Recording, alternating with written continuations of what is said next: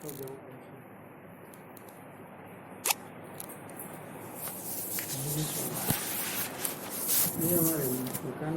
باللہ من الشیطان الرجیم، بسم اللہ الرحمن الرحیم۔ ہم سن رہے ہیں حدود دائرہ کا 6واں باب اخلاق کے تحت۔ اس میں الگ الگ عنوانات کور کیے گئے ہیں، کیسے اپنے خادم کے ساتھ لاسانی سلوک رہا ہے بندہ شاہ نعمت رضی کا مرشد ہونے کے باوجود، اور الگ الگ دوسرے واقعات بھی سنے ہیں۔ بڑوں نے کبھی اپنے کو بڑا نہ سمجھا، ہمیشہ جو ہے اگر تعلیم دینا بھی رہا تھا تو جا کے خود جو ہے طالب کے پاس تعلیم دیتے تھے، اپنے پاس آنا بول کے نہیں بیٹھتے تھے۔ اس طرح کے بھی آپ نے واقعات سنے، نیستی انکساری اس کے اعلیٰ نمونے پیش کیے گئے۔ اور آگے اسی تحت لکھا ہوا ہے، یاد رکھیں بار بار یہ بتایا جا رہا ہے کہ جو یہ اخلاق بہترین اخلاق ہمارے فقراء کرام کے تھے، اس کی وجہ شریعت مصطفیٰ صلی اللہ علیہ وسلم اور اسلام کا جو طریقہ بتلایا گیا تھا اس پہ عمل پیرا ہونے سے ایسے بہترین اخلاق کا مظہر بنے ہوئے تھے کہ لوگ ان کو دیکھ کر مہدویت قبول کرتے تھے۔ بولے غیر مورخین تاریخ لکھے کہ ان کو دیکھ کر صحابہ رسول کی یاد تازہ ہوتی ہے، اور جو مصدق ہو گئے تھے انہی فقراء کرام کو دیکھ کر جو ہے ترک دنیا کے دل میں ان کی رغبت پیدا ہوتی تھی، دائرے میں آتے تھے ان کے اخلاق، اور وہ اخلاق کی وجہ شریعت مصطفیٰ صلی اللہ علیہ وسلم اور اسلام کے بتائے ہوئے طریقے پر پابندی، دوسرے کاسبین سے جو بے پرواہی تھی، جو اللہ کی ذات کے اوپر کامل بھروسہ تھا، قید ہو کے بیٹھے ہوئے تھے، کسی کے سامنے اپنا سوال ظاہر نہیں کرتے تھے، تو یہ تمام چیزیں ایسی تھی جو ان کے واسطے اللہ میاں ان کے ذریعہ ایک مظہر بنے ہوئے تھے دین کا، جہاں پہ تمام لوگ جوق در جوق دائرے مہدویت میں شامل ہو رہے تھے، دائروں میں آتے تھے، ترک دنیا کرتے تھے۔ اسی طرح چند اور دوسری باتیں لکھی ہوئی ہے کہ ہر فعل میں عظیمت پر نظر، اس تحت مصنف لکھتے ہیں کہ سیدنا اسلام سے صحابہ نے پوچھا کہ کیا رخصت دین ہے؟ وہ بولتے ہیں رخصت کی اجازت رہتی، ایک تو جو ہے عالیت رہتی، عظیمت رہتی، اس کے بعد جو ہے پھر اس کے نیچے ہوتی رخصت، بھائی یہ فعل رخصت ہے، اسے آپ جو ہے کام کر لو۔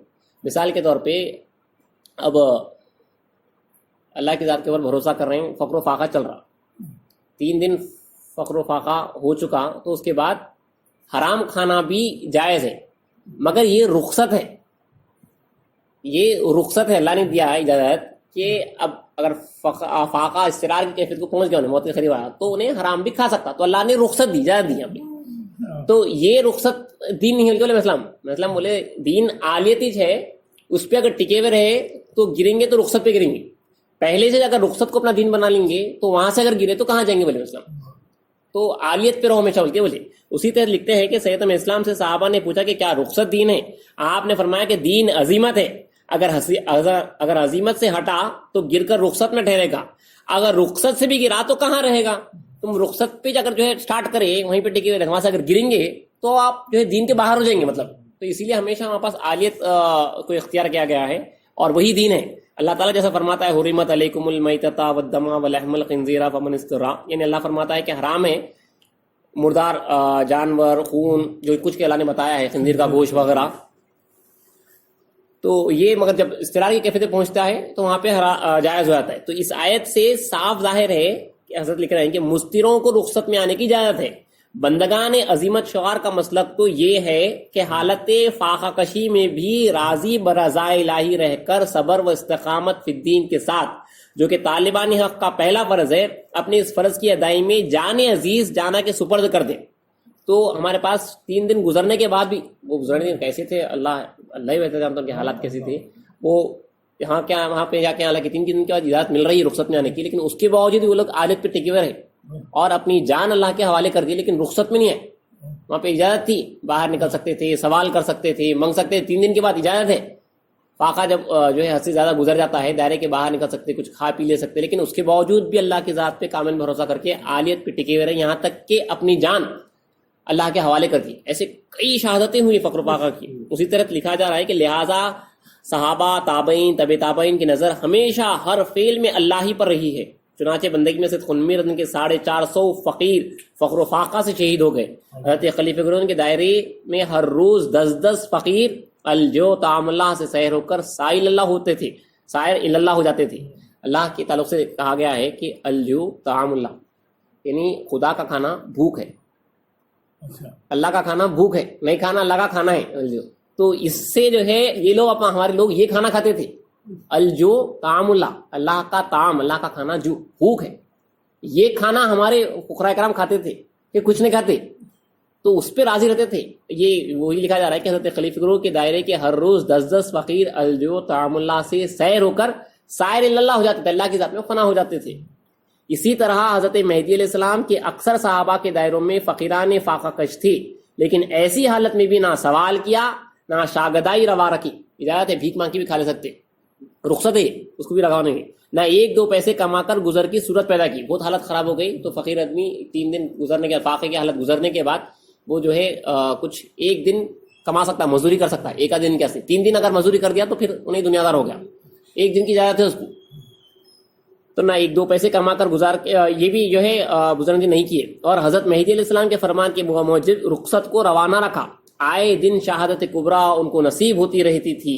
سیدنا مہدی علیہ السلام اپنے دائرے کے فقراء کو ایسی شہادت کی بشارت دیتے اور صحابہ کے دائرے میں ایسی موت کی رات جلوے کی رات سمجھی جاتی تھی. جلوے کی رات صحابہ کے دائرے میں ایسی موت کی رات جلوے کی رات سمجھی جاتی تھی. اجلے گور میں سامان عروسی ہوگا، لاش سوئے گی محبت میں سہاگن بن کر.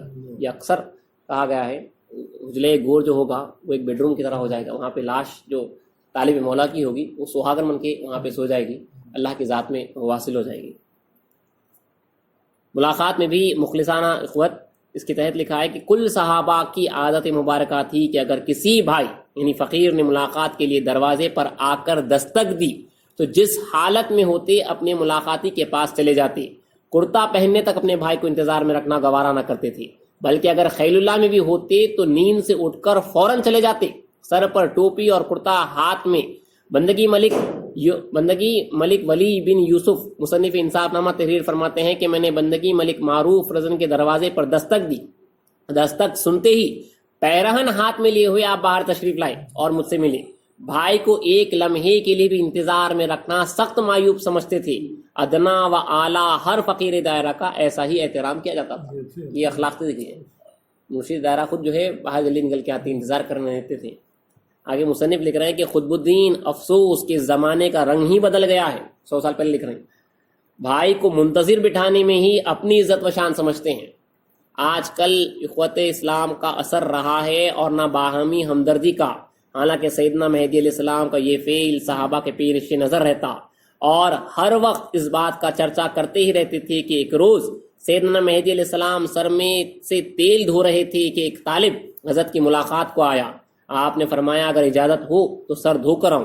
ملاقاتی نے عرض کیا خنکار سر دھو کر تشریف لائے. مہدی موعود علیہ السلام نے سر سے سارا تیل نکالا بھی نہیں تھا کہ ٹوپی سر پر رکھ لی اور باہر تشریف لے گئے. ملاقاتی نے عرض کیا خنکار سر میں سے تیل نکال کر تشریف لانا تھا. حضرت نے فرمایا تم طالب خدا ہو کر جوش و ولولے کے ساتھ آئے ہو، بندہ تیل نکالنے کے لیے کیسے ٹھہر سکتا ہے. مہدی موعود السلام جو باہر نکل کے آ گئے. کیسا دیکھیے طالب کا احترام کیا جاتا، فقیر کا ادب کیا جاتا. یہ اخلاص تھا، یہ خلوص تھا، یہ بھائی چارہ تھا.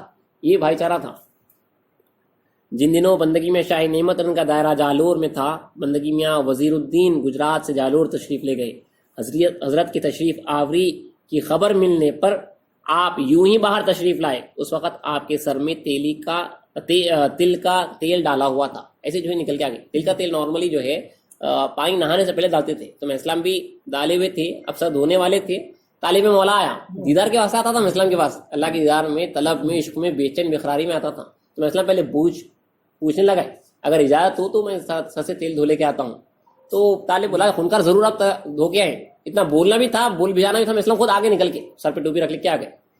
تو میں اسلام کا دیکھیے ادب ہے کہ تم اللہ کے عشق میں، محبت میں ایسے جوش لے کر آئے ہو. بندہ تمہارے کو انتظار کا کیسا جو ہے کس طرح انتظار کراتا تھا. ایک عنوان کے تحت لکھا ہے کہ بحث میں سوال پر تنگ نہ ہوتے. سیدنا مہدی علیہ السلام، حضرت ثانی مہدی، حضرت بندگی میں حضرت قنمی رضی اللہ عنہم بلکہ کل صحابہ کا یہی طریقہ عمل رہا ہے کہ اگر کوئی مخالف یا موافق آپ سے کوئی ٹیڑھا سوال کرتا تو اس پر تنگ نہ آ کر نرمی سے جواب دیتی.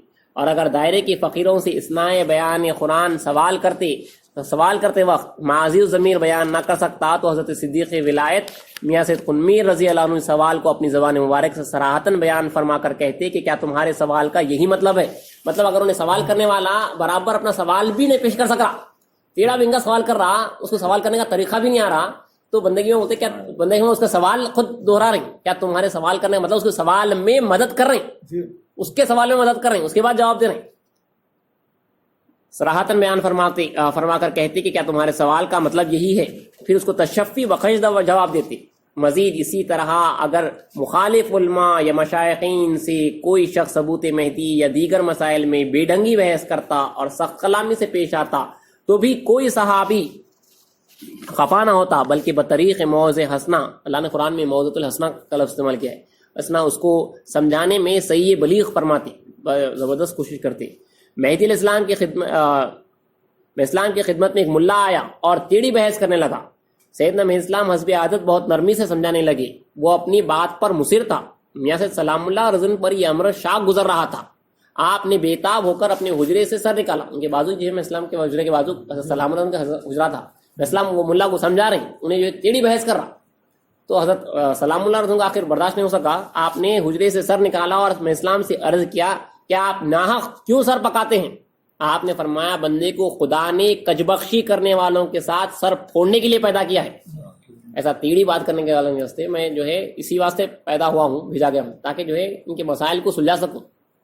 اسی طرح میاں شاہ نعمت رضن سے ایک شخص ٹیڑھی بحث کرنے لگا۔ آپ کے ایک فقیر نے عرض کیا خنکار ناحق کیوں سر پکاتے ہیں؟